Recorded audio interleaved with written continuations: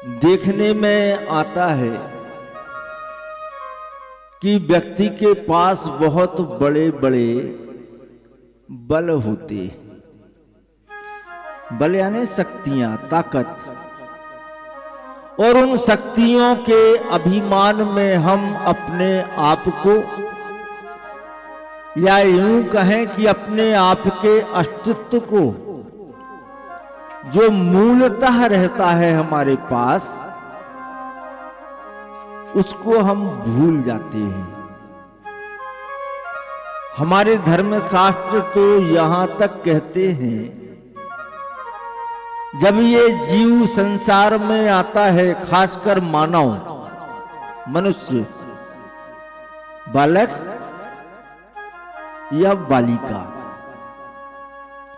तो प्रकृति के द्वारा प्रदत्त उपहार उनको देते हैं भगवान।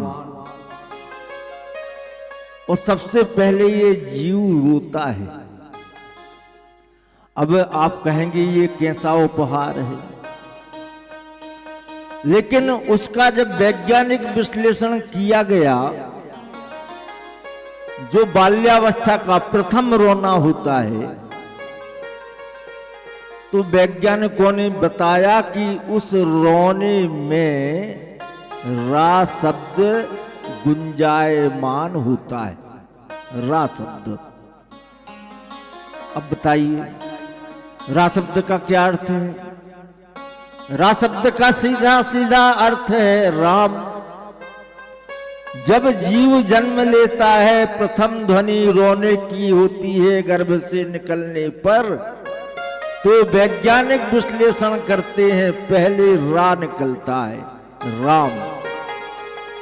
और इस मूल तत्व को हम भूल जाते हैं।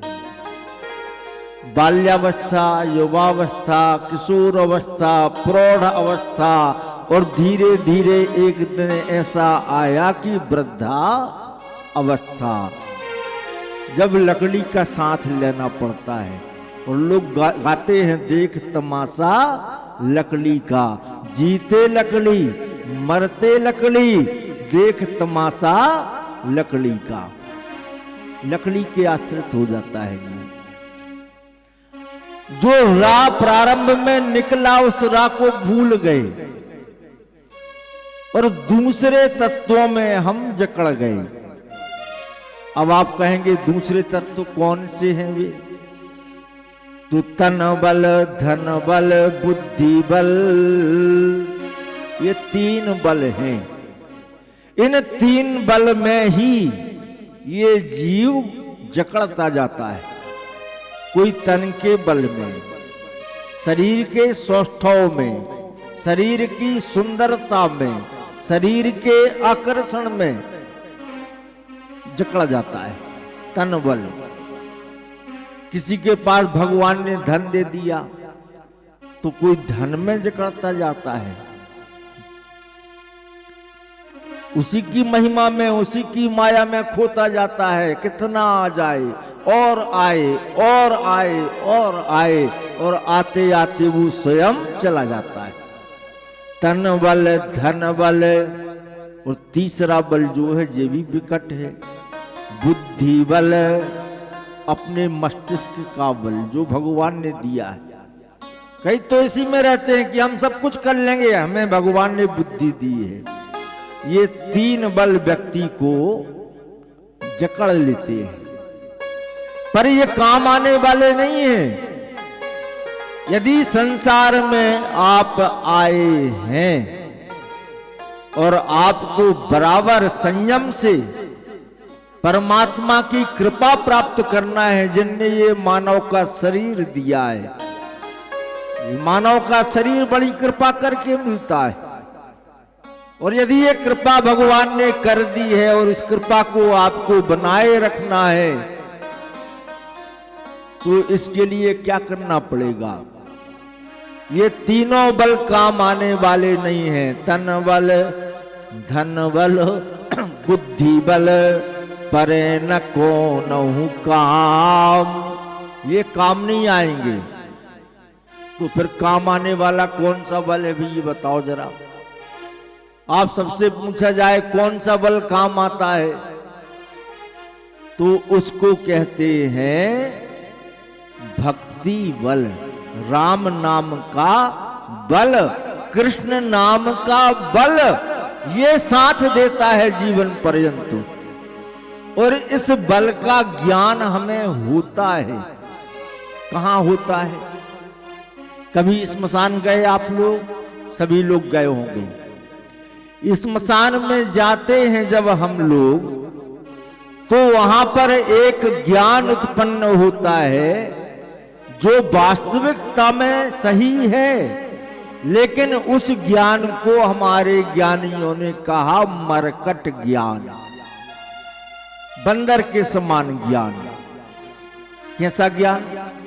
वहां गए, व्यक्ति को चिता पर लिटाया, आसपास के सब लोग कह रहे जल्दी करो जल्दी करो, लेट हो रहे हैं, विलंब हो रहा है।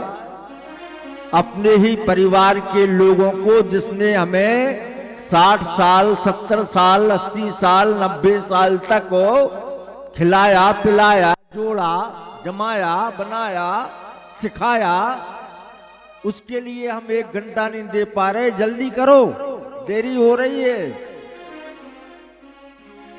और जब वहां पर अग्नि लगाई जाती है उस व्यक्ति को, तो हमारे शरीर में, हमारे मन में एक ज्ञान उत्पन्न होता है कि अरे यार, इस संसार में आना बड़ा बेकार है। सब आते हैं और सब जाते हैं, एक दिन हमें भी जाना पड़ेगा। उस समय सब लोग अपने आप में व्याकुल से हो जाते हैं, घबराने लगते हैं। और उस ज्ञान का नाम हमारे शास्त्रों में कहा गया मरकट ज्ञान। और जैसे ही स्मशान से बाहर निकल करके आए, हम फिर माया में पड़ गए। तो कहने का भाव मेरा ये है कि भाइयों, तन बल धन बल बुद्धि बल परे न को नहु काम, ये काम नहीं आते तीनों बल। सबसे ज्यादा काम आने वाला है राम नाम का बल, कृष्ण नाम का बल, जो जीवन के प्रारंभ से लेकर जीवन के अंत तक और जीवन के अंत के बाद भी परमानंद तक, परमात्मा तक पहुंचाने में हमें साथ देता है। उस बल का नाम है भक्ति बल। हमें भक्ति बल का आश्रय लेना चाहिए। अब लोग कहते हैं पंडित जी हम रोज एक माला करते हैं, लेकिन कुछ हमें अंतर समझ में नहीं आ रहा है। तो ये भक्ति रूपी जो बल है, इसका हमें अनुभव होता है जब हम क्रमशः धीरे धीरे अपनी शक्ति को बढ़ाते हैं। परमात्मा के नाम का स्मरण पहले 1 मिनट, फिर 5 मिनट, फिर 10 मिनट, फिर आधे घंटा, फिर 1 घंटा, इस प्रकार से जब हम भगवान के नाम का स्मरण करते हैं, तो हमारा आत्मबल अपने आप बढ़ने लगता है। और हमें ये एहसास होता है कि हमारे साथ में परमात्मा है, हमारे साथ में भगवान है, हमारे सब काम अपने आप बन जाएंगे। इसीलिए हमारे संतों ने, ऋषियों मुनियों ने कहा है कि भक्ति बल सर्वश्रेष्ठ बल है। उसका हमें आश्रय लेकर के इस जीवन में यापन करना चाहिए और अपने मानव जीवन को सफल बनाना चाहिए।